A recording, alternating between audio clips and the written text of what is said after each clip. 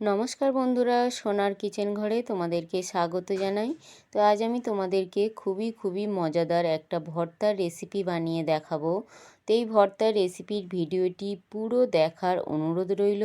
আর রেসিপিটি যদি ভালো লাগে কমেন্ট করো, লাইক শেয়ার সাবস্ক্রাইব করে আমার পাশে থেকো। যারা এখনও পর্যন্ত আমার চ্যানেলটিকে সাবস্ক্রাইব করেছো তাদেরকে অসংখ্য ধন্যবাদ। যারা এখনও আমার চ্যানেলটিকে সাবস্ক্রাইব করোনি, অনুরোধ রইল আমার চ্যানেলটিকে সাবস্ক্রাইব করে আমার পাশে থাকার জন্য। যারা আমার ফেসবুক পেজ থেকে দেখছো তাদের কাছে অনুরোধ রইল ফেসবুক পেজটা একটা লাইক দিয়ে একটু ফলো করে দেওয়ার জন্য। তো রেসিপিটি বানানোর জন্য এখানে দেখো আমি মিষ্টি কুমড়ো নিয়েছি। তো আজ আমি এই মিষ্টি কুমড়োর ভর্তা বানিয়ে দেখাবো। তো এখানে দেখো মিষ্টি কুমড়োটা আমি এইভাবে পাতলা করে কেটে নিয়েছি। খুব ভালো করে ধুয়ে আমি পরিষ্কার করে নিয়েছি। নেওয়ার পরে দেখো আমি গ্যাসের মধ্যে একটা হাতের প্যান বসিয়ে দিয়েছি। ওই প্যানের মধ্যে আমি একটু সর্ষের তেল দিয়ে দিলাম। সর্ষের তেলটা গরম হয়ে যাওয়ার পরে ওই তেলের মধ্যে আমি একটু কালো জিরে দিয়ে দিলাম। কালো জিরেটা আমি একটু ভেজে নেব। ততক্ষণ ভাজবো যতক্ষণ না এই কালো জিরে থেকে সুন্দর একটা গন্ধ ছাড়ে। তো কালো জিরেটা আমি এইভাবে ভেজে নিলাম। কালো জিরেটা ভাজা হয়ে যাওয়ার পরে ওই কালো জিরের উপরে আমি যে কুমড়োগুলো কেটে নিয়েছিলাম পাতলা করে, আমি কুমড়োগুলো দিয়ে দিলাম। তো এইভাবে দেখো কুমড়োগুলো আমি গুছিয়ে দিয়ে দিলাম।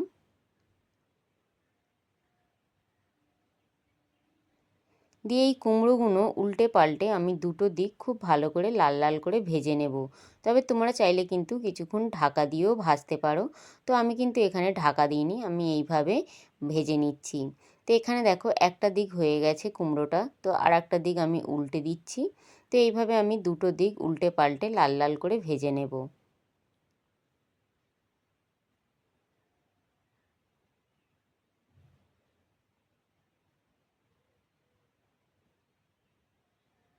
তো এখানে দেখো কুমড়োটা কিন্তু লাল করে ভাজা হয়ে গেছে। আর দেখো দুটো দিক কিন্তু খুব ভালোভাবে লাল করে ভাজা হয়ে গেছে। এবারে আমি কুমড়োটা একটু সাইড করে সরিয়ে দিলাম। দেওয়ার পরে 4টে শুকনো লঙ্কা আমি একটু দিয়ে দিলাম ওই কুমড়োর একটা সাইডে, দিয়ে আমি একটু ভেজে নেব। তো এখানে দেখো শুকনো লঙ্কাটা ভাজা হয়ে গেছে। এবারে শুকনো লঙ্কাটা আমি তুলে নিলাম।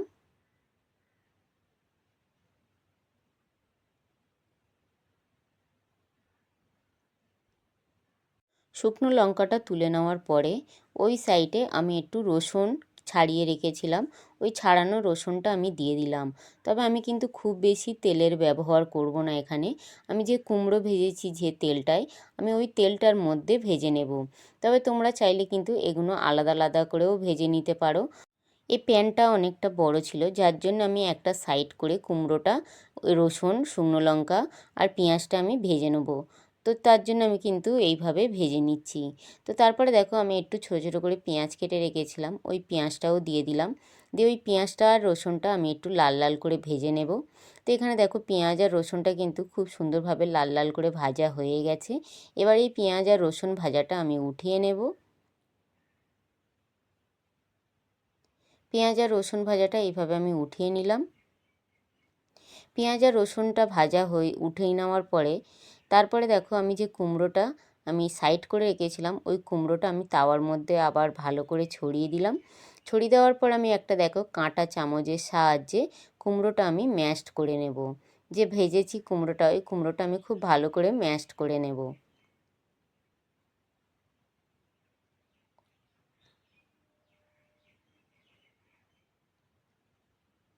তো এখানে দেখো খুব ভালো করে আমি কুমড়োটা একদম ম্যাশড করে নিয়েছি। আর কাঁটা চামচের সাহায্যে কিন্তু কুমড়োটা এভাবে ম্যাশড হয়ে গেল। তো যেহেতু কুমড়োটা খুবই নরম, তো যার জন্য কিন্তু হাত দিয়ে করার কোনো প্রয়োজন পড়ে না। এইভাবে কাঁটা চামচ দিয়ে কুমড়োটা ম্যাশড করে নিলে হয়ে যায়। তো এখানে দেখো কুমড়োটা ম্যাশড করে নেওয়ার পরে ওই কুমড়োর মধ্যে আমি হালকা করে একটু নুন দিয়ে দিলাম। নুনটা দিয়ে আবারও আমি খুব ভালো করে মিশিয়ে নিলাম কুমড়োটাকে। মিশিয়ে নেওয়ার পরে দেখো এখানে কিন্তু আমার কুমড়োটা রেডি হয়ে গেছে। এবারে আমি কুমড়োটা নামিয়ে একটু ঠান্ডা করে নেব।